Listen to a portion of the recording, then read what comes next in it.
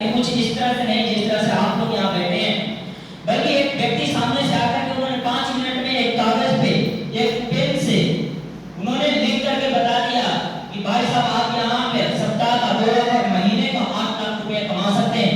लेकिन 5 मिनट में एक कागज पे कभी किसी को विश्वास होता है?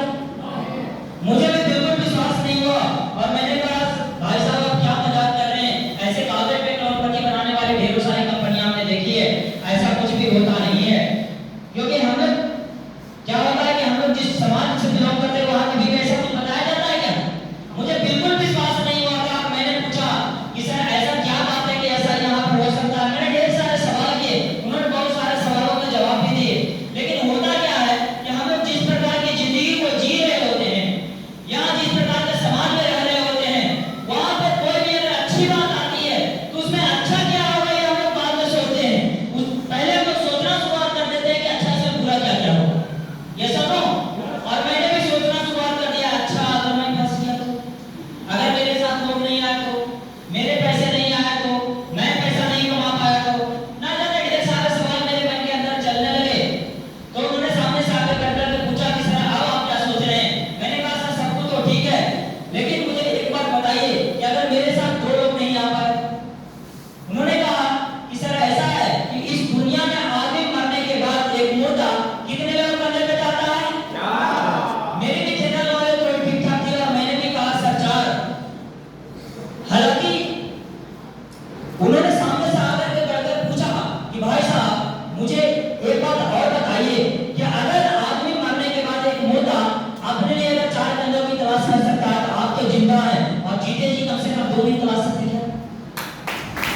हालांकि ये बहुत बात सुनी हुई थी, लेकिन उस समय कही गई बात मेरे दिल के लगे। मुझे लगा कि अगर मैं जिंदा हूं तो कम से कम 2 तो जरूर तलाश लूंगा, और अगर मैं 2 नहीं तलाश पाया तो कम से कम एक टेस्टिंग भी तो हो जाएगी कि जयशंकर प्रसाद तो जिंदा है या मुर्दा। ये टेस्टिंग के ख्याल से मैंने भी इस बिजनेस को करने का शुरुआत किया। मेरे साथ भी 2 लोग आए, 4 आए, 16 32 हजार आए। और आज की अगर मैं बात करूं तो आज जो हमारी टीम साइज है वो 11.5 से भी ज्यादा लोग हैं।